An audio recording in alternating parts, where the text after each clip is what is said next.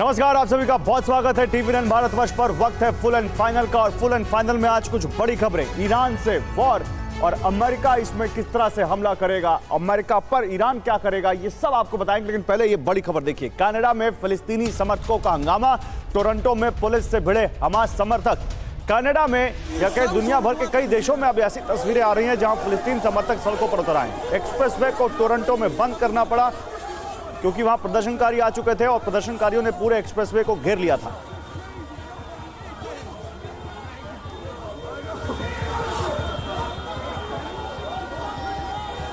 इधर इजरायल में भीषण विरोध प्रदर्शन चल रहा है। नेतन्याहू के खिलाफ इजरायल के लोग ही सड़क पर उतर आए हैं। इजरायल में नेतन्याहू के खिलाफ विरोध प्रदर्शन। तेल अवीव में जुटे फिलिस्तीन समर्थक। गाजा पर हमले रोकने की अपील की है इन समर्थकों ने।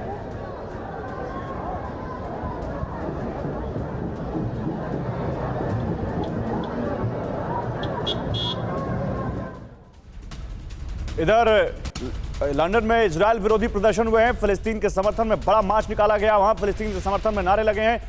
ये देखिए, ये लंदन की तस्वीरें आपको दिखा रहे हैं और ये तस्वीरें, ये जनसैलाब फिलिस्तीन के समर्थन में उतरा है। ये लंदन की तस्वीरें जहां प्रो पैलेस्टाइन मार्च निकाला गया।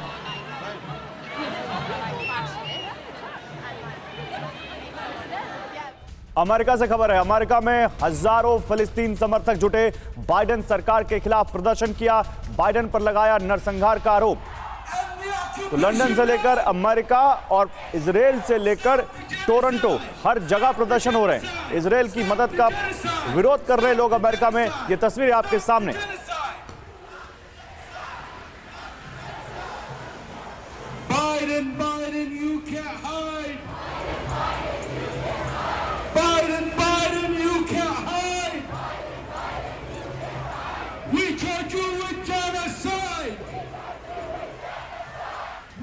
तो अब आपको ये तस्वीरें एक साथ फिर से दिखाते हैं। ये देखिए, 3 तस्वीरें आपके सामने। गाजा पर हमला रोकने की अपील करने के बाद कुछ लोग सड़क पर उतर आए इजरायल की राजधानी तेल अवीव में। और तेल अवीव में ये लोग जिस तरह से उतरे हैं, वहां पर ये लोग कह रहे हैं कि पहले हॉस्टेज क्राइसिस का सलूशन निकाले नेतन्याहू सरकार। नेतन्याहू के खिलाफ उतरे हैं। उधर फिलिस्तीन के समर्थन में एक बड़ा मार्च लंदन में हुआ और अमेरिका में भी बाइडेन की नीतियों का विरोध करते लोग। लेबनान पर इजरायल का ताबड़तोड़ हमला। हिजबुल्लाह के ठिकानों पर अटैक किया है। दक्षिणी लेबनान पर आईडीएफ आर्टिलरी ने गोले बरसाए हैं। लेबनान पर इजरायल ने ताबड़तोड़ अटैक कर हिजबुल्लाह के ठिकाने तबाह कर दिए।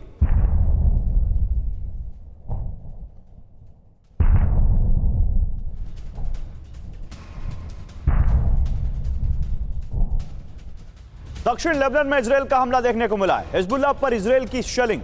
हिजबुल्लाह के हथियारों का गोदाम तबाह कर दिया इजरायल ने। ये तस्वीरें देखिए, दक्षिण लेबनान की तस्वीरें हैं जहां पर हिजबुल्लाह जो आतंकी संगठन है उसके ठिकानों पर कुछ इस तरह से गोले बरसाए और हथियारों के गोदाम को कुछ इस तरह से तबाह कर दिया इजरायल ने।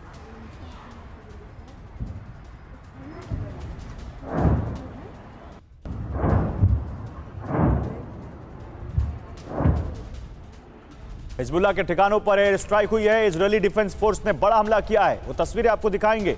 सर्विलांस पोस्ट को निशाना बनाया है। हिजबुल्लाह के ठिकानों पर इजरायल ने एक बड़ी एयर स्ट्राइक की है और वहां पर सर्विलांस पोस्ट को निशाना बनाया, हिजबुल्लाह की सर्विलांस पोस्ट को।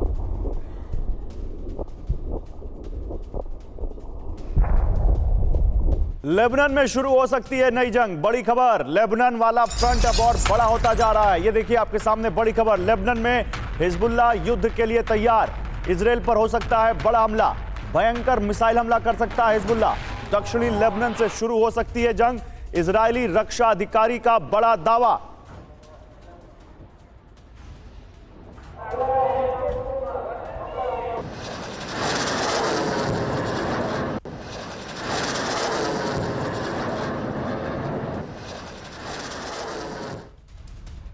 तो हिजबुल्लाह इजरायल की क्या सीधी जंग होने जा रही है हमास के बाद? देखिए आपको बिग वॉल पर जानकारी देते हैं। दिखाइए पीछे। हिजबुल्लाह की वजह से लेबनान और इजरायल में सीधी जंग शुरू हो सकती है। दक्षिणी लेबनान में इजरायल से जंग की शुरुआत हो सकती है। हिजबुल्लाह ने इजरायली फोर्स पर बड़े मिसाइल हमले की तैयारी की है। हिजबुल्लाह अपने लड़ाके इजरायल बॉर्डर की ओर भेज रहा है और यही अब क्या एक बड़ा यहां पर सबसे बड़ा सवाल है कि ये फ्रंट अब हमास से भी बड़ा हो जाएगा क्या? देखिए, जनरल बख्शी इस वक्त मेरे साथ हैं एज डिफेंस एक्सपर्ट और मेरे साथ प्रोफेसर राजन कुमार हैं, विदेश मामलों के जानकार। आप दोनों का बहुत स्वागत है। जनरल बख्शी, आपसे सबसे पहले ये हिजबुल्लाह का जो फ्रंट है, ये कितना बड़ा थ्रेट है इजराइल के लिए और क्या देखते हैं इसका भविष्य आप? देखिए, हिजबुल्लाह देखा जाए तो हमास से ज़्यादा ताकतवर है और ये जो है इसके पास कहीं ज़्यादा मात्रा में रॉकेट्स, ड्रोन्स और मिसाइल्स हैं जो इसको ईरान ने सप्लाई किए हुए हैं। पिछले बारों में भी जब युद्ध हुआ तो इन्होंने बड़ा भीषण मुकाबला किया था इजरायली फ़ौज का, और जब इजरायली फ़ौज लेबनान के अंदर गई थी उनको चप्पे चप्पे के लिए लड़ना पड़ा था।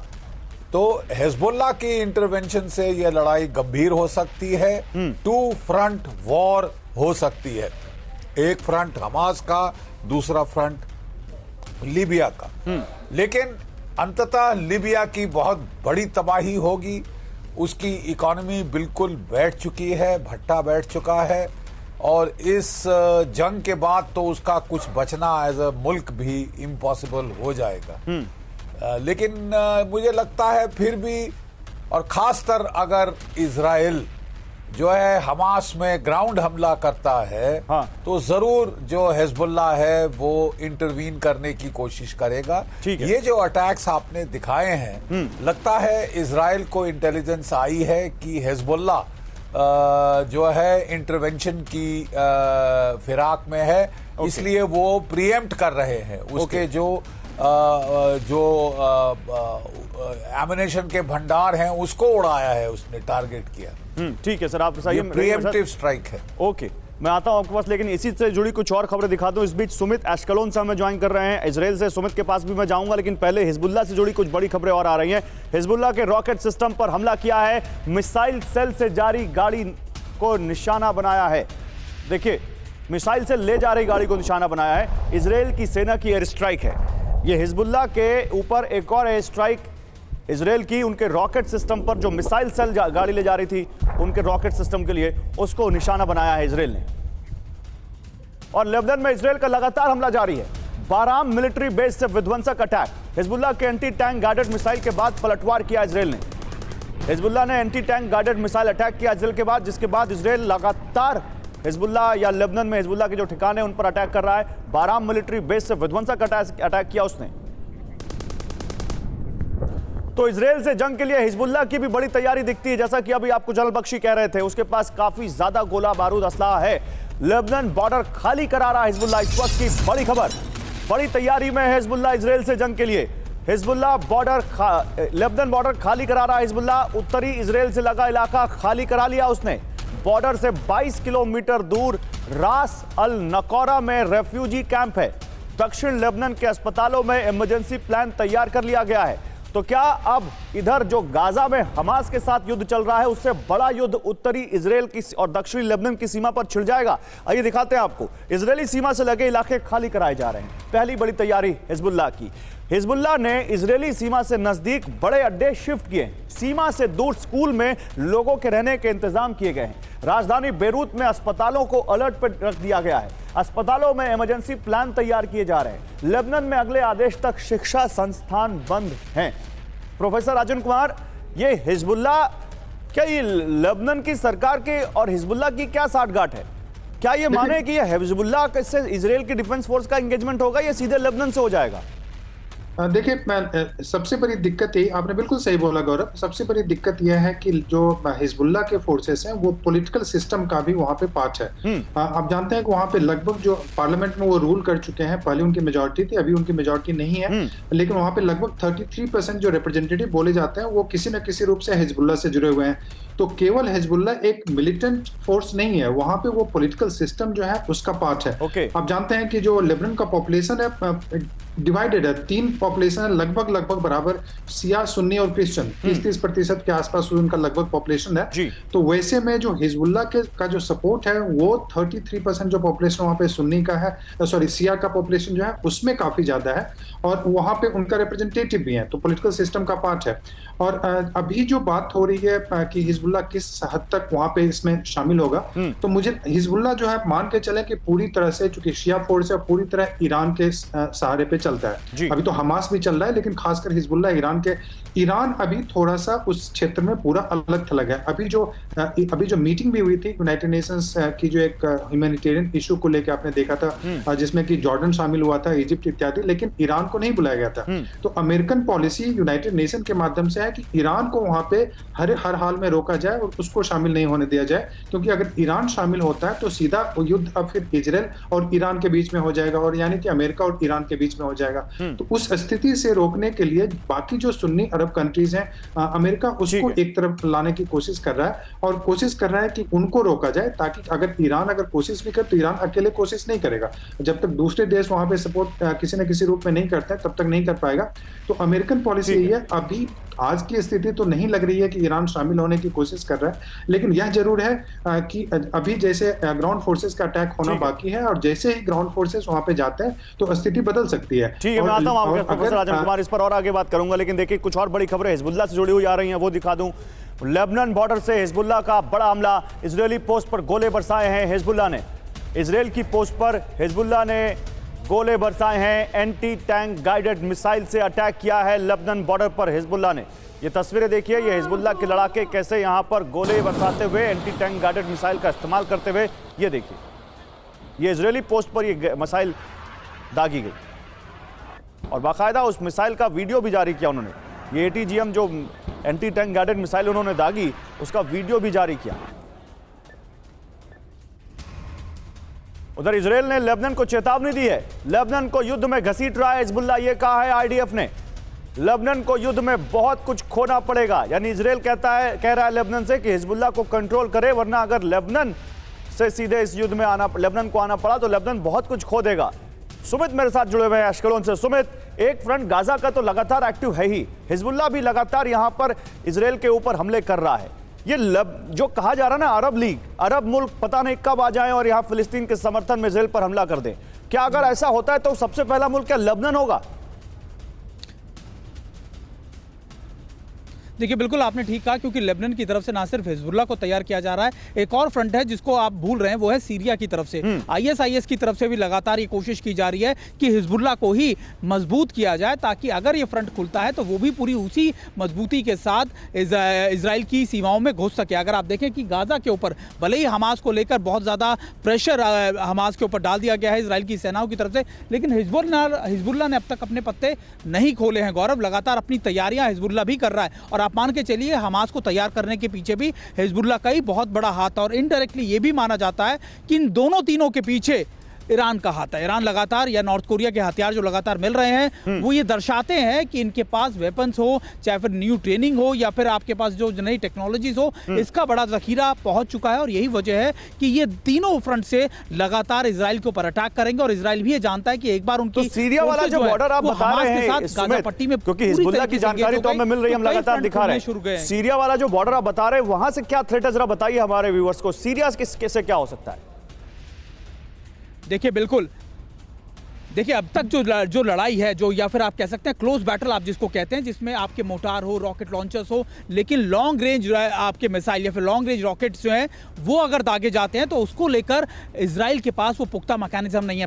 इजराइल के पास लॉन्ग रेंज या फिर आप कह सकते हैं मीडियम रेंज या फिर शॉर्ट रेंज की जो एक कवरअप है एयर डिफेंस सिस्टम, लेकिन लॉन्ग रेंज का एयर डिफेंस सिस्टम इतना मजबूत नहीं है इजराइल के पास। और अगर आप मोटे तौर पर देखें, यही वजह है कि अमेरिका से लगातार इजराइल मदद मांग रहा था, मेडिटेरियन सी के अंदर इनके स्ट्राइक फोर्स खड़े हैं, और एक बैकअप तैयार किया गया अमेरिका की तरफ से, खासतौर पर इजराइल को लेकर कि अगर लॉन्ग रेंज अटैक होते हैं तो अमेरिका वो शील्ड प्रोवाइड करेगा इजराइल को, जहां से ये लॉन्ग रेंज अटैक किए जाएंगे।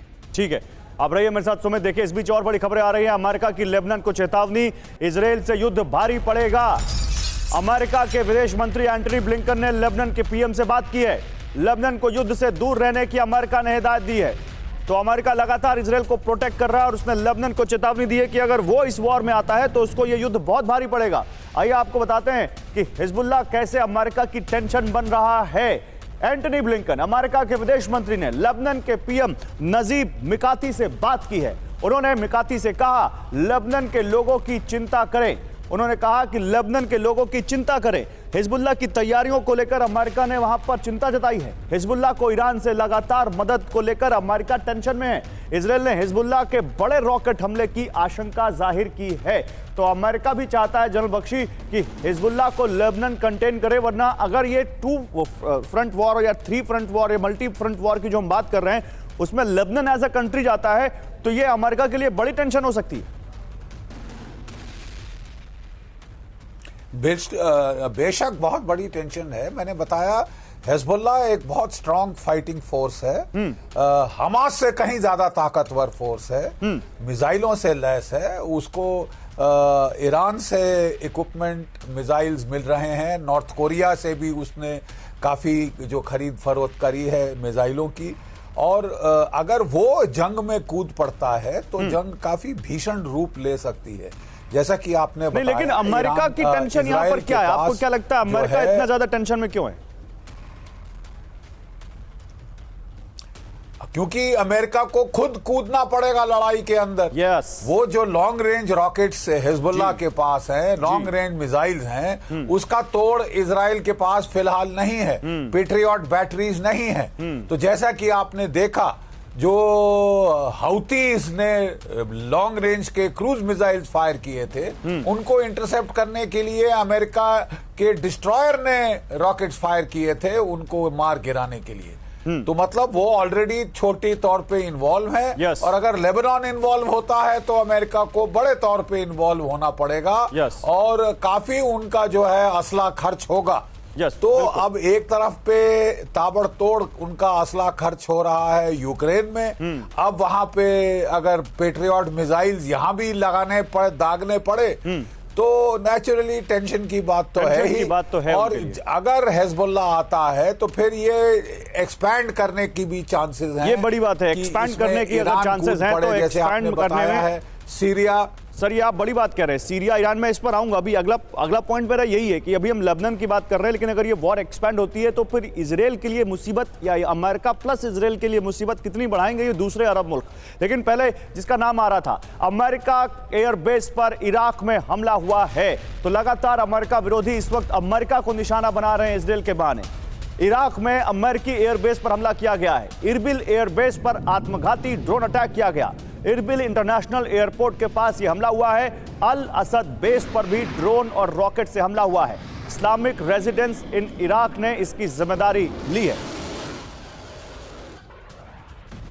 तो अमेरिकी बेस पर ड्रोन अटैक, आइए आपको बिग वॉल पर दिखाता हूं मैं आपको कैसे अमेरिकी बेस पर लगातार इराक में ड्रोन अटैक हो रहे हैं। अब आप देखिए इस वक्त अमेरिका के बेसेस देखें तो पूरे मिडिल ईस्ट में कई सारे हैं। इराक में भी उस वक्त उनके काफी सारे सैनिक हैं, करीब 2,500 से 3,000 बताए जाते हैं। ये कोनिको, ये इरबिल और ये यहां पर देखिए अल असद, ये 3 एयरबेस हैं। 2 दिन में 3 अटैक हुए हैं। इरबिल एयरबेस पर यह ड्रोन अटैक किया गया है। अल असद बेस पर ड्रोन अटैक हुआ है। अल असद बेस आप ये देख रहे हैं, इरबिल, कोनिको और अल असद। ये इरबिल एयरबेस जो यहां वाला आप देख रहे हैं, यहां पर यह अटैक हुआ है।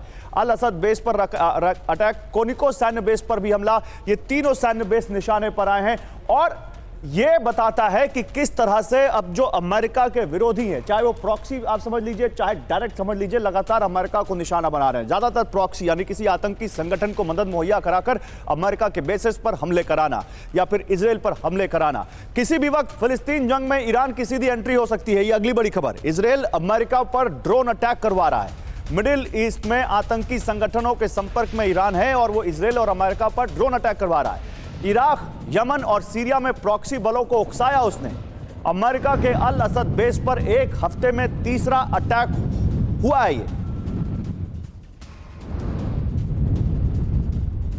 तो अमेरिका और इजराइल से ईरान का ड्रोन युद्ध, क्या वो ड्रोन युद्ध जो हमने यूक्रेन फ्रंट पर देखा वो यहां भी शुरू होगा? क्योंकि वहां भी रूस को ईरान ने काफी ड्रोन दिए, वो जो कामिकाजी ड्रोन कहे जाते हैं उनके शाहिद ड्रोन।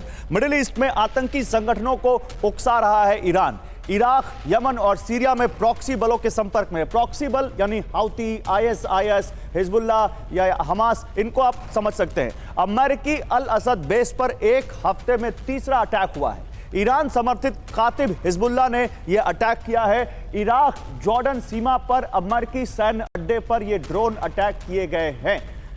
प्रोफेसर राजन कुमार, क्या ईरान यही करेगा? बजाय डायरेक्ट वॉर के आने में यह ज्यादा सूटेबल है इनके लिए कि प्रॉक्सी जो ऑर्गेनाइजेशंस हैं उनको पुश करो आगे? देखिए, जैसे कि सुमित बता रहे थे, ये युद्ध जो अगर चल पाएगा आगे तो वो केवल ईरान के भरोसे चल पाएगा, या मान के चले। क्योंकि वहां पे अभी भी देखिए जो इराक है, वहां देखिए इराक में अभी ज्यादातर जो पॉपुलेशन है 60%, लगभग 15 मिलियन पॉपुलेशन है, वो शिया पॉपुलेशन है। जो सीरिया का जो रेजिम बच पाया अमेरिका के अटैक के दरमियान, वो किस कारण से? वो चूंकि ईरान ने उसको खुले तौर सपोर्ट किया था और रूस ने सपोर्ट किया था, इस कारण से बच पाया। तो वहां पे ईरान के समर्थन में काफी ज्यादा लोग हैं। आप लेबनान की बात कर ही चुके हैं, हिजबुल्लाह की बात कर चुके हैं, और अभी हमास आना की सुन्नी फोर्स है, लेकिन उनका जो मेन सपोर्ट है जिसके कारण से वो एक कुछ कर पाए, वो ईरान के बिना नहीं कर सकते। बिल्कुल। तो ईरान की स्थिति वहां पे बहुत मजबूत है, और ये जो दूसरे कंट्री वहां पे, ये वो भी घबराए हुए हैं। जैसे सऊदी अरब जो वेस्ट बैंक का जो पैलेस्टीन अथॉरिटी है उससे कंप्रोमाइज करने की कोशिश कर रहा था, तो वो हमास को पसंद नहीं था। तो इस कारण से आप देख रहे हैं कि वहां का जो पॉलिटिक्स है बहुत ही कॉम्प्लिकेटेड है, और युद्ध अगर कहीं भी छिड़ता है तो सबसे पहले वो ईरान के साथ छिड़ेगा। दूसरे देश जो सुन्नी वाले जो अरब लीग के कंट्री हैं, वो उसमें डिले कर सकते हैं। जैसे जॉर्डन है, जॉर्डन में पूरी सिक्योरिटी जो है अमेरिकन दबाव में चलती है। इजिप्ट अमेरिका के बिना अभी इधर उधर नहीं जाएगा। सऊदी अरब के साथ अमेरिका के अभी बड़े अच्छे संबंध हैं, वो अभी ओपनली अमेरिका के विरोध में जाना नहीं चाहेगा। तो वैसी स्थिति में जो बच जाता है वहां पे सबसे बड़ी शक्ति वो है ईरान। पॉपुलेशन के टर्म में देखिए, उसकी टेक्नोलॉजी के टर्म में देखिए, उसकी इकोनॉमी भी अच्छी है बाकी देशों की तुलना में। तो ईरान सबसे मजबूत है, और अगर युद्ध छिड़ता है तो उसमें ईरान के जाने की पूरी संभावना। ठीक है प्रोफेसर राजन कुमार, आता हूं आपके पास। लेकिन इसी बीच एक और बड़ा प्लेयर जो मिडिल ईस्ट में एक्टिव होता दिख रहा है, अब उसकी बात करते हैं। मिडिल ईस्ट से वर्ल्ड वॉर, चीन की एंट्री। जी हां, एक और बहुत बड़ा प्लेयर है जो लगातार इस पूरे कॉन्फ्लिक्ट पर नजर बनाए हुए है, और कैसे उसकी एंट्री हो रही है अब आपको यह दिखाता हूं। मिडिल ईस्ट में अमेरिकी पहरा बढ़ गया है। घातक डिफेंस सिस्टम तैनात करेगा अमेरिका। मिडिल ईस्ट में थाड की तैनाती कर दी गई है। मिसाइल कैरियर्स के साथ थाड मौजूद है। भूमध्य सागर में 5 अमेरिकी युद्धपोत मौजूद हैं। इनफैक्ट भूमध्य सागर में तो अब ये अगर एयरक्राफ्ट कैरियर की बात करें तो 2 कैरियर आ चुके हैं, और युद्धपोतों की संख्या तो और बढ़ चुकी है। इसी बीच ईरान ने अमेरिका को बहुत बड़ी धमकी दे दी है। मिडिल ईस्ट में अमेरिकी सैन्य बेसेस नष्ट करने की धमकी दी है ईरान ने अमेरिका को। गाजा में जमीनी अटैक हुआ तो अमेरिकी बेस पर हमला होगा, यह ईरान ने सीधी चुनौती दी है। ईरान समर्थक लड़ाकों से घिरे हुए हैं अमेरिकी बेस, यह कहा ईरान ने। ड्रोन, मिसाइल और रॉकेट से लैस हैं लड़ाके हमारे, यह ईरान ने चेतावनी दी है। यानी वो कह रहा है कि अगर गाजा में इजराइल की सेना घुस गई और जमीनी लड़ाई शुरू हो गई तो जितने भी मिडिल ईस्ट में अमेरिकी बेसेस हैं, चाहे वो सीरिया हो, जॉर्डन हो, इराक हो, इजिप्ट हो, हर जगह वो हमले कर सकते हैं। हर जगह उनके समर्थित विद्रोही इस वक्त तमाम तरह के हथियार, गोले बारूद, असलहे और ड्रोन से लैस हैं। आइए आपको दिखाते हैं मिडिल ईस्ट में अमेरिकी बेस पर ईरानी हमले कैसे हो सकते हैं। दिखाइए जरा पीसीआर। देखिए, ये जो मिडिल ईस्ट में अमेरिकी बेसेस हैं, ये तो हम आपको दिखा रहे हैं, वो इराक वाला बेस दिखा रहे हैं। इसके अलावा आप देखिए, ये तमाम कुवैत में देख लीजिए, सऊदी अरबिया देख लीजिए, आप इधर आ जाइए, ये तमाम बेसेस, बहरीन देख लीजिए, ये तमाम जगह पर इस वक्त अमेरिकी बेसेस हैं। अब ईरानी कामिकाजी ड्रोन से अमेरिकी बेस पर अटैक हो सकता है। 19 अक्टूबर को पश्चिमी इराक में अल असद एयर बेस पर हमला हुआ, वो हमने आपको दिखाया भी। हिजबुल्लाह लड़ाकों ने अमेरिकी बेस को निशाना बनाया। 18 अक्टूबर को सीरिया में अमेरिकी बेसेस पर ड्रोन हमला हुआ। सीरिया में कोनिको सैन्य बेस पर मिलिशिया का अटैक हुआ। मिडिल ईस्ट में अमेरिका के करीब 15 बेस हैं और 5000 सैनिक हैं, ये ईरानी मीडिया कह रही है, लेकिन सैनिकों की संख्या और ज्यादा हो सकती है फिलहाल। इसी बीच इजराइल फिलिस्तीन जंग के बीच बहुत बड़ी खबर, कच्चे तेल की आपूर्ति में कटौती कर सकता है मिडिल ईस्ट। जंग बढ़ी तो दुनिया में गहरा सकता है ऊर्जा संकट, ये कहा इराक ने। इराकी प्रधानमंत्री मोहम्मद शिया अल सुदानी ने यह चेतावनी दी है। इजराइल युद्ध से दुनिया की सुरक्षा को खतरा होगा, यह इराक ने कहा है। तो जंग बढ़ी तो तेल पर संकट, कच्चे तेल की आपूर्ति बाधित हो सकती है। आइए आपको बिगवाल पर दिखाते हैं, यह सोर्स है एपी। कच्चे तेल की आपूर्ति बाधित हो सकती है, क्रूड ऑयल में कटौती कर सकता है मिडिल ईस्ट, दुनिया में गहरा सकता है ऊर्जा संकट। इराकी प्रधानमंत्री अल सुदानी की चेतावनी। ये मांग ओआईसी में भी उठी थी सुमित, कि ईरान ने मांग उठाई थी कि सबसे पहले इसमें ऑल एम्बार्गो लगाया जाए इजराइल पर, और फिर कहा गया था कि अपने राजदूतों को भी वापस बुलाए। क्या ये इराक उसी तरफ इशारा कर रहा है? देखिए, बिल्कुल इशारा करने की कोशिश जरूर कर रहा है, लेकिन इजराइल पीछे हटने वाला है नहीं। जितना मैंने यहाँ के आईडीएफ के ऑफिसर से बात की, लगातार पॉलिटिकल सेटअप को जाना, एक बात तो बहुत क्लियर है, इजराइल के लिए उसके हित, उसकी सुरक्षा सर्वोपरि है, चाहे वो अमेरिका ही क्यों ना हो। अमेरिका ने खूब कोशिश की, आपको याद होगा जो बाइडन ने कहा कि आप रसद जाने दीजिए, आप सामान, इजराइल नहीं माना। इजराइल ने उसके बाद ही शाम को प्रधानमंत्री आवास ने या फिर नेतन्याहू के ऑफिस ने ये स्टेटमेंट जारी किया। उन्होंने साफ तौर पर कहा कि हम इजराइल की धरती से कोई रिलीफ मटेरियल गाजा में नहीं भेजेंगे, और अगर इजिप्ट से भी भेजा गया और हमको ऐसा पता लगा कि इजिप्ट के मिलने वाले रसद जो है, सामान जो है वो हमास के पास पहुंच रहा है, तो हम उसको भी टारगेट करेंगे। तो निश्चित तौर पर यह कोशिश जरूर की गई कि इजराइल को चारों तरफ से घेरा जाए। मिडिल ईस्ट के कई देशों ने लगातार उनकी एम्बेसियों पर हमला किया गया। ये कोशिश की गई कि इंटरनेशनल प्लेटफॉर्म पर जब हॉस्पिटल पर हमला हुआ तब देखा गया कि कैसे कंडेम करने के लिए बड़े बड़े देश वहां सामने खड़े हो गए, लेकिन इजराइल ने वो सबूत पेश किए और इस बात को जस्टिफाई किया, इस बात को ये प्रूव किया कि वो हम नहीं थे, और एक बार फिर ये क्लियर किया कि हम अपने हितों से पीछे हटने वाले नहीं है। तो आप कितने भी आप कोशिश कर लीजिए, इजराइल की एक चीज बहुत क्लियर है गौरव, कि वो अपने हितों तक, यानी जब तक वो हमास को पॉलिटिकली और डिफेंस वाइज दोनों तरीकों से न्यूट्रलाइज नहीं कर देगा, क्लीन नहीं कर देगा गाजा पट्टी से, वो पीछे हटने वाला नहीं जब है। तक वो पूरी तरह से तबाह नहीं कर देगा हमास को, वो चुप बैठने वाला नहीं है। अच्छा, चीन की हम बात कर रहे थे। देखिए, चीन से जुड़ी बड़ी खबर, मिडिल ईस्ट में चीन की एंट्री से तनाव बढ़ गया है। मिडिल ईस्ट में चीन ने तैनात किए हैं 6 युद्धपोत। 6 युद्धपोत मिडिल ईस्ट में अब चीन ने भेज दिए हैं। ये देखिए, O52D मिसाइल डिस्ट्रॉयर की तैनाती से तनाव बढ़ गया है। मिडिल ईस्ट में अमेरिका को सीधी चुनौती देते हुए दिख रहा है चीन। आइए आपको दिखाता हूं मैं मिडिल ईस्ट में चीन वर्सेस अमेरिका कैसे हो रहा है। अमेरिका ने अपने 8 से 10 युद्धपोत वहां पर भेजे हुए हैं, जिसमें 2 एयरक्राफ्ट कैरियर भी हैं वहां पर। अब दोनों को मिला लें तो करीब 15-16 एयरफोर्स की स्क्वाड्रन्स भी वहां पर उन पर तैनात हैं। अब यहां पर चीन क्या कर रहा है, आप ये देखिए। चीन के 6 वॉरशिप मिडिल ईस्ट में तैनात हो गए हैं। चीन की तैनाती में मिसाइल डिस्ट्रॉयर मौजूद हैं। मिडिल ईस्ट में यूएस के 2 एयरक्राफ्ट कैरियर हैं। पीछे आप जल्दी से चेंज करते हैं इसको। यहां पर चीन की तैनाती में मिसाइल डिस्ट्रॉयर वहां पर मौजूद है। मिसाइल डिस्ट्रॉयर जो कि एयरक्राफ्ट कैरियर के साथ होता ही है। मिडिल ईस्ट में यूएस के 2 एयरक्राफ्ट कैरियर हैं। अमेरिका के मिसाइल डिस्ट्रॉयर की भी वहां पर तैनाती है, क्योंकि एयरक्राफ्ट कैरियर के साथ उनका होना जरूरी है ही। इसी बीच चीन तेजी से बढ़ा रहा है अपने न्यूक्लियर हथियार। बीजिंग से पास 800 परमाणु हथियार। बीजिंग के पास चीन अपने न्यूक्लियर हथियारों की संख्या लगातार बढ़ा रहा है। उसके पास फिलहाल 500 परमाणु हथियार हैं और 2030 तक उसके पास 1000 न्यूक्लियर वेपन होंगे।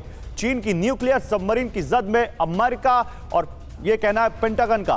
पेंटागन की रिपोर्ट में यह बड़ा दावा किया गया है। तो चीन अपनी न्यूक्लियर पावर क्यों बढ़ा रहा है? चीन का मकसद क्या है? बीजिंग के पास 500 परमाणु हथियार, 2022 की तुलना में 25% उसके परमाणु हथियार बढ़ गए। 2030 तक चीन के पास 1000 न्यूक्लियर हथियार होंगे, यानी अगले 7 सालों में, अगले 10 सालों में तेजी से परमाणु हथियार बढ़ाएगा चीन। न्यूट्रॉन रिएक्टर्स का इस्तेमाल करेगा चीन। ये कौन कह रहा है? ये अमेरिकी रक्षा मुख्यालय कह रहा है, यानी चीन का सबसे बड़ा दुश्मन अमेरिका कह रहा है। इसी बीच दुनिया में परमाणु हथियार कितने, जल्दी से आपको यह भी बता देते हैं, क्योंकि दुनिया में परमाणु हथियारों की एक होड़ सी मची हुई है। सबसे ज्यादा परमाणु हथियार रूस के पास है 5899, अमेरिका के पास है 5224, चीन के पास अभी 500 है, फ्रांस के पास 300, भारत के पास 140 से 160। यह है peace research, international peace research institute का यह आंकड़ा। जनरल बख्शी, ये चीन की, पहले मैं मिडिल ईस्ट में जो तैनाती है उस पर आपका एक रिएक्शन चाहूंगा। मिडिल ईस्ट में चीन क्या मैसेज दे रहा है? ये साहब बहुत गंभीर मैसेज है, ये रियली सीरियस। पहली बार एक एक्स्ट्रा रीजनल पावर ने सीधे सीधे इसके अंदर एंट्री की है। और अगर जैसे आप बता रहे हैं 14 से 15 अमेरिकन शिप्स वहां पे है, तो चीन के भी 6 और 7 जो है डिस्ट्रॉयर्स और फ्लोटिल्ला पूरा वहां पहुंच गया है। याद रहे, जिबौती में चीन का बहुत भारी नेवल बेस है, जिससे वो फॉरवर्ड डिप्लॉयमेंट कर सकता है। और पहले भी रेड सी में पायरेसी के नाम पे वो फॉरवर्ड डिप्लॉयमेंट करता रहा है अपने नेवल वेसल्स की। काफी तजुर्बा है उसको यहां ऑपरेट करने का जी। लेकिन उसका इस टाइम पे अपने जहाज यहां पे बढ़ाना सीधे सीधे एक बड़ी चेतावनी है कि जरूरत से ज्यादा अमेरिका भी ना बढ़े, और खासकर अगर ईरान पे वार होता है तो ये तो एक सीधी थ्रेट है कि हम भी इन्वॉल्व हो जाएंगे। चीन जब से यूक्रेन युद्ध छिड़ा था, चीन बड़ी फिराक में है कि अपने जो एटमी हथियार हैं वो बढ़ाए। पहले उसका जखीरा केवल 300 बॉम्ब्स का था। वो मिनिमल डेटरेंस में बिलीव करता था कि साहब इतने ज्यादा बॉम्ब जो कभी इस्तेमाल नहीं होंगे, बनाने की, पैसे वेस्ट करने की जरूरत नहीं है। लेकिन अब उसकी पॉलिसी यूक्रेन को देखकर बदल गई है, और अब वो अपना उसका जो टारगेट है वो 1000 न्यूक्लियर वॉरहेड्स का टारगेट है। 500 तक वो ऑलरेडी आ गया है जी। अगले वो कुछ सालों में वो अपनी टारगेट के पर भी बात करेंगे कि आखिर इसके पीछे उसका मकसद क्या है। लेकिन मैं अभी आपके पास आऊं उससे पहले एक और बड़ी खबर दिखाना चाहता हूं। अमेरिका से टेंशन के बीच चीन का बड़ा फैसला, दक्षिण चीन सागर में बैलिस्टिक मिसाइल की तैनाती, घातक DF-26 मिसाइल की तैनाती की गई है। 5000 किलोमीटर तक है DF-26 की रेंज दक्षिण चीन सागर में भी लगातार। और आज तो एक ऐसी खबर आई जिसने बताया कि क्या दक्षिण चीन सागर में भी एक नया फ्रंट एक्टिव हो जाएगा, जहां फिलीपींस के एक शिप को अब चाइनीज बोट ने टक्कर मारी। हालांकि उस बारे में आपको बताएंगे। देखिए खबर आ गई, दक्षिण चीन सागर में बड़ी हलचल हुई, फिलीपींस के जहाज को टक्कर मारी गई। चीनी कोस्ट गार्ड के शिप ने टक्कर मारी है। फिलीपींस ने चीन को चेतावनी दी, चीन की हरकत को गैर जिम्मेदाराना बताया। यह बताता है कि दक्षिण चीन सागर का फ्रंट, जो अभी 2 फ्रंट एक्टिव हैं, एक यूक्रेन और एक इजराइल, उस समय जहां लोग भूलते जा रहे थे या ठंडा पड़ता दिख रहा था, चीन ने एक बार फिर से उसको गर्म कर दिया। चीन ने अपनी कारस्तानी से एक बार फिर साउथ चाइना सी की तरफ लोगों का रुख मोड़ दिया। ये विजुअल आप देख रहे हैं, ये जो सफेद वाला शिप देख रहे हैं 5203, ये एक्चुअली फिलीपींस का एक शिप है। और यहां पर जो छोटी वाली बोट आप सामने देख रहे हैं, दरअसल एक वेसल जो आप देख रहे हैं, ये चाइनीज वेसल है, जो वहां पर कोस्ट गार्ड्स की वेसल है, और वो हिट करते हुए निकल रहे हैं। ये फिलीपींस के शिप को हिट करते हुए यहां पर चाइना के सैनिक निकल रहे हैं। जनरल बख्शी, एक छोटा सा कमेंट मुझे दीजिए, ये कितनी भड़काऊ बात है? छोटा सा कमेंट। नहीं साहब, ये काफी भड़काऊ बात है, और पहले भी ऐसे इंसिडेंट्स होते रहे हैं, लेकिन उसमें उन्होंने मेनेसिंग अप्रोच किया है, सीधी टक्कर नहीं मारी है। तो ये जो सीधी टक्कर मारना तो एक क्वालिटेटिव एस्केलेशन हो गई। और जैसे आपने बताया, वो वहां लॉन्ग रेंज के मिसाइल्स भी अपने तैनात कर रहे हैं। तो चीन की मंशा क्या है, ये ध्यान से देखना होगा। क्या चीन इसका फायदा उठाकर ताइवान की फ्रंट खोलना चाहता है, बहाना ढूंढ रहा है, ये हमको केयरफुली वॉच करना होगा। बिल्कुल, आप बड़ी बात करें। इसी भी देखिए, नॉर्थ कोरिया से जुड़ी बड़ी खबर, चीन का ही दोस्त है उत्तर कोरिया की अमेरिका को बड़ी धमकी। अमेरिकी न्यूक्लियर बॉम्बर को नष्ट करने की धमकी दी है उत्तर कोरिया ने। सबसे पहले अमेरिकी बॉम्बर निशाना बनेंगे। दक्षिण कोरिया में B-52 की तैनाती से उत्तर कोरिया नाराज है। B-52 बॉम्बर अमेरिका का स्ट्रैटेजिक वेपन है, और इसका दक्षिण कोरिया में होना बहुत बड़ा मैसेज है। क्या अमेरिका को लगता है कि इस वक्त साउथ कोरिया या कोरियन फ्रंट को भी अभी यहां पर हमें बहुत ज्यादा सुरक्षित रखना है? और नॉर्थ कोरिया का गुस्सा, उत्तर कोरिया कह रहा है कि परमाणु युद्ध भड़का रहा है अमेरिका, आखिर उसने अपना बॉम्बर हमारे बगल में क्यों भेज दिया? यह कह रहा है सनकी तानाशाह उत्तर कोरिया का। देखिए, परमाणु युद्ध का डर और किम ट्रिगर, अभी तक जितने भी वॉर फ्रंट है, अभी कहीं पे भी अभी न्यूक्लियर वेपन यूज नहीं हुआ, लेकिन सबसे ज्यादा अगर कहीं पे न्यूक्लियर वेपन यूज होने का डर है तो वो यही फ्रंट है। उत्तर कोरिया ने अमेरिका को सीधी चेतावनी दी है, अमेरिकी न्यूक्लियर बॉम्बर को तबाह करने की धमकी दी है। कोरियाई प्रायद्वीप में युद्ध हुआ तो अमेरिकी बॉम्बर पहला निशाना होंगे। दक्षिण कोरिया में अमेरिका ने अपना B-52 बॉम्बर डिप्लॉय किया है, जो न्यूक्लियर वॉरहेड तक ले जाने में सक्षम है। अमेरिका के F-22 और F-16 विमान भी यहां पर मौजूद हैं। अमेरिकी मूवमेंट को उत्तर कोरिया ने परमाणु युद्ध भड़काने वाला कहा है। प्रोफेसर राजन कुमार, जल्दी से, यह कहा जा रहा है कि आप ज्यादा बेहतर जानते हैं, लेकिन जितने भी एक्सपर्ट से बात करो वो कहते हैं कि अगर सबसे ज्यादा परमाणु युद्ध गिरने का खतरा कहीं है तो यही है, north Korea versus south Korea. अब ये नॉर्थ कोरिया के बयान को आप कैसे देखते हैं? अगला अगर अभी देख रहे हैं कि सब जगह पे अपने प्रॉक्सी के माध्यम से सब उकसाने की कोशिश कर रहा है। आपने देखा कि किस ढंग से ईरान ने हमास के माध्यम से यहाँ पे कोशिश किया है, और अमेरिका की स्थिति, अमेरिका कई जगहों पे उलझता जा रहा है और उससे निकलना उसके लिए काफी मुश्किल हो रहा है। और नॉर्थ कोरिया में दिक्कत यह है कि नॉर्थ कोरिया के पास मिसाइल की काफी क्षमता है, उसके पास न्यूक्लियर पावर भी है अभी, और चीन और रूस अभी सपोर्ट भी करेगा। तो वैसे में वो एक बहुत ही पावरफुल एक अमेरिकन रेजिस्टेंस के रूप में वहां पे आ रहा है और काफी हॉट स्पॉट बनता जा रहा है, और वहां पे संभावना है कि वहां पे भी इस ढंग की घटना आगे बढ़ सकती है। वहां पे या साउथ चाइना सी में तो चूंकि डायरेक्ट अमेरिका के इन्वॉल्वमेंट की बात है तो वहां फिर भी संभावना कम है, लेकिन नॉर्थ कोरिया चूंकि एक चीन भी उसको उकसाएगा और अमेरिका भी साउथ कोरिया के माध्यम से वहां पे लड़ने की कोशिश करेगा और जापान के माध्यम, तो वहां पे संभावना काफी बनती है। क्योंकि अभी का जो युद्ध हो रहा है आप सारी जगहों पे देखें तो एक तरह से प्रॉक्सी वॉर का युद्ध हो गया है। तो वैसे में वहां वो काफी हॉटस्पॉट है और न्यूक्लियर की संभावना कैन वी से north Korea is a proxy? क्या हम ये कह सकते हैं कि वो प्रॉक्सी है?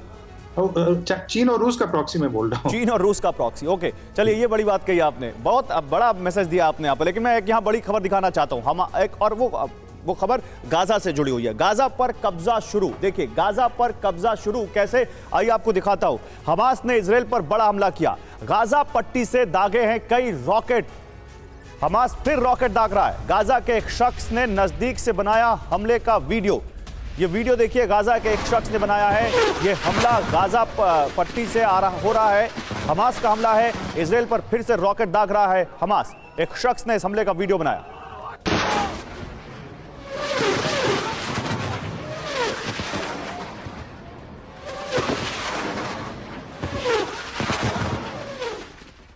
उधर गाजा पट्टी के भीड़भाड़ वाले इलाके में बमबारी हुई है।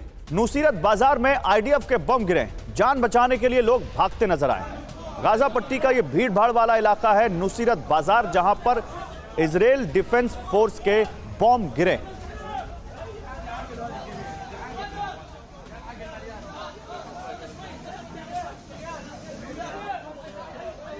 उधर वेस्ट बैंक के जनीन में इजराइल की एयर स्ट्राइक।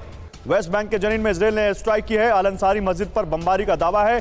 हमले में 2 फिलिस्तीनियों की मौत हो गई है और कई लोग घायल हुए। तो वेस्ट बैंक का इलाका जहां पर बमबारी हुई।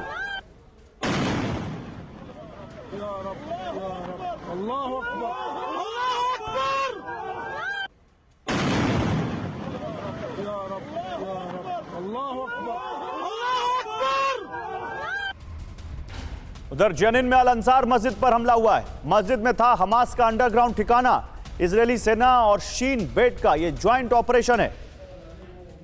ये वो मस्जिद है जिसके नीचे हमास का अंडरग्राउंड ठिकाना है, ऐसा कहा जा रहा है, जिसके बाद इजराइल ने इस पर हमला किया। ये ज्वाइंट ऑपरेशन इजराइल की सेना और शीन बेट का।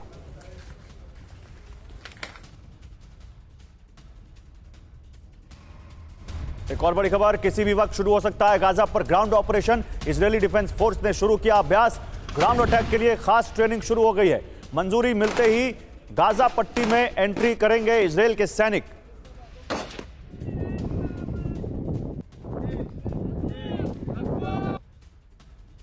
सुमित के पास चलते हैं। सुमित इस वक्त हमारे साथ हैं। सुमित, ये स्पेशल ट्रेनिंग क्या है? किस तरह की ट्रेनिंग है इजरायली सैनिकों को दी जा रही है ताकि वो वहां पर गाजा में हमास का सामना कर सकें?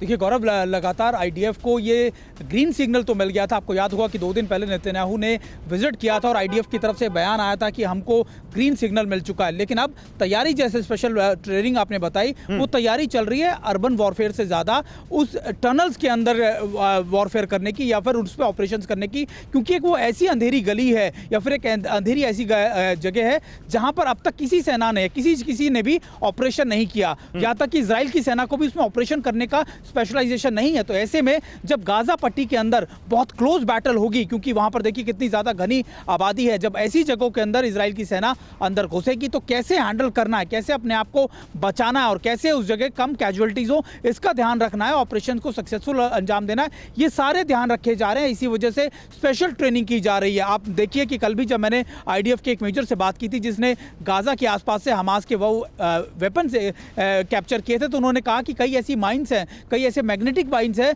जो हमको, जब हमने बरामद की तो हमको लगा कि ऐसे माइंस तो हमारे लिए भी एक सरप्राइज था कि हमास के पास ऐसे इक्विपमेंट आ गए हैं, सोफिस्टिकेटेड इक्विपमेंट। तो निश्चित तौर पर इजराइल की सेना ये जानती है कि हमास भी वेल इक्विप्ड है, उसके पास जो ट्रेनिंग उसको पिछले 1 साल से मिल रही थी वो उसने खासा उनको तैयार कर दिया। तो ऐसे में कम कैजुअलिटीज हो, कम रिस्क हो, ऐसे ऑपरेशंस को अंजाम देना, इसी बात की ट्रेनिंग लगातार इजराइल की सेना ले रही है। ठीक है, आप रहिए सुमित मेरे साथ। इस बीच गाजा बॉर्डर पर हलचल बढ़ गई है। सुमित, गाजा बॉर्डर पर हमारे साथ हैं। गाजा बॉर्डर पर हलचल बढ़ गई है, इजरायली फोर्स आगे बढ़ने को तैयार है, सैकड़ों टैंक्स के साथ वहां पर हमला होगा, हमास के ठिकानों को निशाना बनाएंगे, ये इजरायल कह रहा है। गाजा बॉर्डर पर हलचल बढ़ गई है। एक तरफ इजरायल की फोर्सेस ट्रेनिंग ले रही हैं कि गाजा का जो वहाँ जिस तरह से वहाँ गाजा का जो इकोसिस्टम है, या गाजा में जिस तरह से अंधेरी गलियां हैं, गाजा में जिस तरह से उनके सामने टनल्स होंगी, उनको कैसे निपटा जाए। इस बीच गाजा बॉर्डर पर हलचल भी बढ़ गई है। आपको क्या लगता है जनरल बख्शी, क्या ये इजरायल के लिए यही सबसे बड़ी चुनौती है कि जो हॉस्टेजेस हैं उनको छुड़ाना और गाजा के अंदर घुसकर ऑपरेशन करना? हाँ, देखिए, मैं बताना चाहता हूं कि सबसे बड़ा कंस्ट्रेंट जिसके चलते अभी तक इजराइल ने ग्राउंड इन्वेजन नहीं की है वो है कि 210 के करीब उनके जो हॉस्टेजेस हैं वो हमास के हाथ में हैं। अगर वो अटैक करते हैं तो उनको वो गला रेत देंगे, उनको मार डालेंगे। बहुत कम चांसेस है उनके बचने की। क्वातार जो है इस वक्त बातचीत कर रहा है उनको छुड़वाने की। इजराइल की कोशिश रहेगी कि हमले के पहले वो छुड़वा दे इन लोगों को, ठीक है। कोई ना कोई प्रयास करे जिससे ये या तो छूट जाए, कुछ छूट जाए, ताकि वो जो अपने लोगों का रिस्क है, एक एक जान इजराइल के लिए कीमती है। बिल्कुल बिल्कुल। अगर नहीं होता तो उनको शायद स्पेशल फोर्सेस ऑपरेशन लॉन्च करना पड़ेगा, और स्पेशल फोर्सेस ऑपरेशन को वो कंबाइन करेंगे ग्राउंड असॉल्ट के साथ। दूसरी बड़ी चुनौती जिसने आपने बड़ा सही पॉइंट आउट किया कि अर्बन वॉरफेयर। आपने देखा किस तरह जब कीव में लड़ाई हो रही थी और खारकीव में लड़ाई हो रही थी, बड़े बड़े शहरों में लड़ाई हो रही थी, मेलिटोपोल में कितना बहुत नुकसान होता है हमलावर का ऐसी बिल्ट अप अर्बन टेरेन के अंदर, और हमास इसके लिए प्रिपेयर्ड है। तो इजरायली फोर्स को नुकसान तो उठाना पड़ेगा, और जैसे आप बता रहे हैं उन्होंने कोई 1000 किलोमीटर तो टनल बना ली है नीचे। इन टनलों को ढूंढना, टनलों के अंदर घुस के लड़ना, ये बहुत लास्ट जब ये किया गया था, ये वियतनाम में ही किया गया था, जब वो टनल्स के अंदर घुस के लड़ाइयां करनी पड़ी थी, और नतीजा उसमें मालूम भी है अमेरिकन को काफी नुकसान हुआ था, क्योंकि जिसने टनल, नतीजा उनको मालूम है, जिसकी जो टनल बनाता है वो टनल के लेआउट को जानता है, जो बाहर से घुस रहा है उसके लिए काफी बड़ा जोखिम और खतरा है। ठीक है, अब यही तो देखना है कि इजरायल इस चुनौती से कैसे पार पाता है। लेकिन इजरायल के जो इरादे हैं, इजरायल जिस तरह से यहां पर बयान दे रहा है वो बहुत ज्यादा अग्रेसिव है। देखिए, हमास पर होगा सबसे बड़ा हमला, ये इजरायल के वायुसेना चीफ का बयान है। वो कह रहे हैं कि हम ना रुकेंगे ना हम पीछे हटेंगे, जमीनी हमले ऐसे होंगे जो अब तक नहीं हुए, हमास पर पूरी ताकत के साथ हमला होगा, ये इजरायल के वायुसेना चीफ का बयान है। वायुसेना तो लगातार बहुत विध्वंसक हमले कर ही रही है, गाजा को बिल्कुल खंडर बनाने पर तुली हुई है वायुसेना, लेकिन वो जमीनी हमले के बारे में भी बात कर रहे हैं। इसी बीच हमास पर हमला करेगी खास इजरायली यूनिट, ग्राउंड अटैक के लिए तैयार है उनकी एक स्पेशल फोर्स। शीन बेट की नई यूनिट गाजा बॉर्डर पहुंची है, हमास के आतंकियों को ढूंढ कर मारेंगे। हमास के खूंखार नुख्बा मेंबर खास टारगेट हैं इस शीन बेट यूनिट के।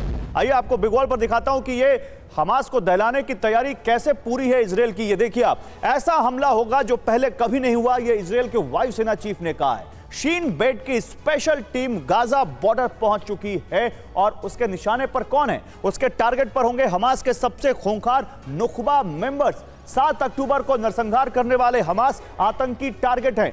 नरसंहार करने वाले हमास आतंकियों को ढूंढ कर मारा जाएगा, यह इजरायल की मीडिया से हमारे पास जानकारी आ रही है। सुमित, क्योंकि इजरायल से हमारे साथ है सुमित, ये शीन बेट यूनिट के बारे में बताइए, और जो नुख्बा मेंबर्स हैं उनके बारे में भी बताइए, क्या है? देखिए बिल्कुल कि देखिए इजराइल की तैयारी यही है, क्योंकि जिस तरीके से जनरल बख्शी भी बता रहे थे कि हमास पूरी तरीके से तैयार, हमास ने भी अपनी स्पेशलाइज यूनिट को उतार रखा। तो ऐसे में कुछ ऐसे स्पेशलाइज यूनिट जिनको ना सिर्फ हॉस्टेज सिचुएशंस के अंदर वॉरफेयर की सबसे ज्यादा समझ हो, बल्कि वो अर्बन वॉरफेयर के अंदर भी ज्यादा काबिल हो, और ऐसे लोग जहां वो छोटी टुकड़ियों में, छोटी टुकड़ियां इसलिए क्योंकि आप लंबी फौज को अंदर नहीं मैं आपको रोकूंगा। देखिए इसी बीच हमास से जुड़ी एक बहुत बड़ी खबर आ रही है, मैं उस पर आपसे ज्यादा जानकारी लूंगा, लेकिन पहले खबर इधर दिखाऊं अपने व्यूअर्स को। हमास का उप प्रमुख कटमस मारा गया है, इजराइल के एयर स्ट्राइक में मारा गया है। 7 अक्टूबर के हमले की प्लानिंग में शामिल था यह शख्स। हमास का उप प्रमुख बताया जा रहा है कटमस, और यह इजराइल की एयर स्ट्राइक में मारा गया है। अभी तक लगभग 10 से 12 हमास के कमांडर कुछ इसी तरह मारे जा चुके हैं। सुमित, आप अपनी बात में इसको भी जोड़िएगा, ये कितना खूंखार इंसान था और ये कितनी बड़ी कामयाबी इजराइल के लिए।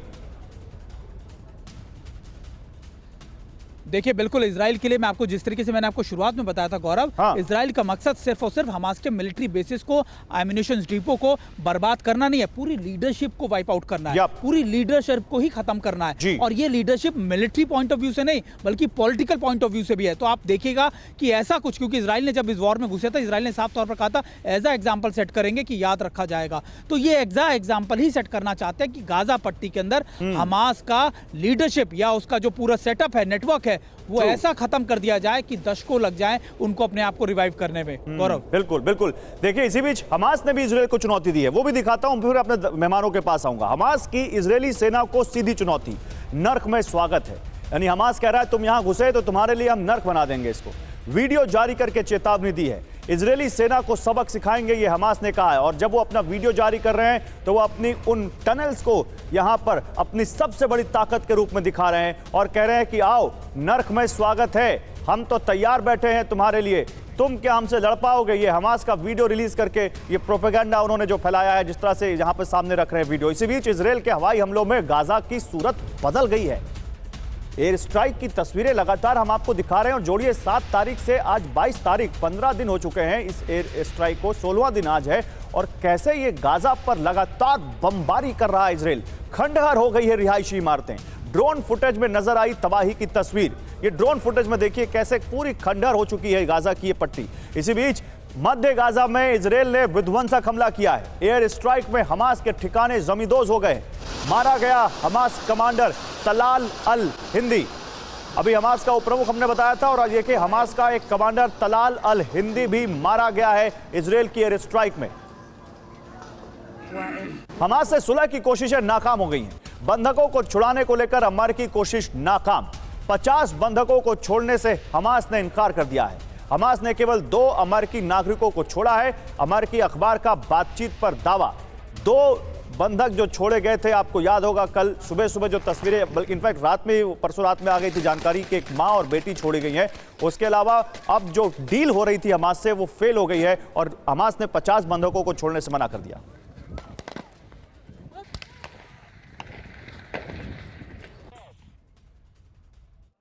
तो चलिए, बहुत शुक्रिया आपका जनरल बख्शी। प्रोफेसर राजन कुमार आपका बहुत शुक्रिया। सुमित आपका शुक्रिया, आगे आपसे जानकारी लेंगे।